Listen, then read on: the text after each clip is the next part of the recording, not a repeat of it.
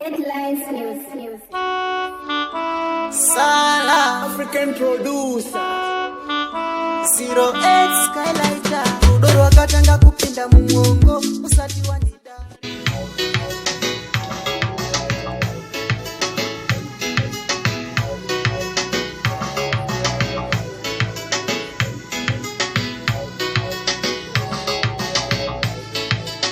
Dandy. Hello, Z. Boomtown. Boomtown. Alright. Tawindu. Alright. Kutengera pati zino pakora sindo kuti sakuzungure ndi.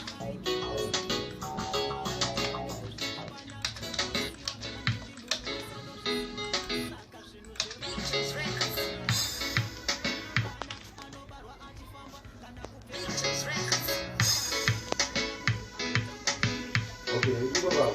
Kambe pasha. This guy, unaweza alikufara. Hapana, alikuwara. Eh? Kawanzoro kuti pam to pam. Na ndo ishi kaipa mashisha. Eh? Chakutema mbada hiyo ba. Mbo za takora senda hivi. Right.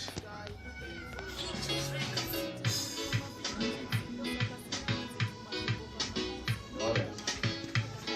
Very good. I'm sitting on the floor. This is Pato Fama, they people say yo. Panozilla, tea, can flow. Panozilla, sky, can flow. I'm sitting on the floor. This is Pato Fama, they people say yo. Panozilla, tea, can flow. Panozilla, sky, can flow.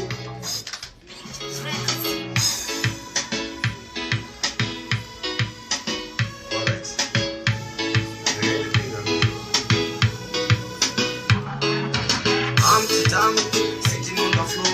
This is Pato Fama, they people say yo. Panozilla, tea, can flow. Panozilla, sky, can flow. I'm sitting on the floor. This is Pato Fama, they people say yo. Panozilla, tea, can flow. Panozilla, sky, can flow. Mawan. Alright. So get the beat and I'm sitting on the floor. This is Pato Fama, they people say yo. Panozilla, tea, can flow. Panozilla, sky, can flow. I'm sitting on the floor. This is Pato Fama, they people say yo. Panozilla, tea, can flow. Panozilla, sky, can flow.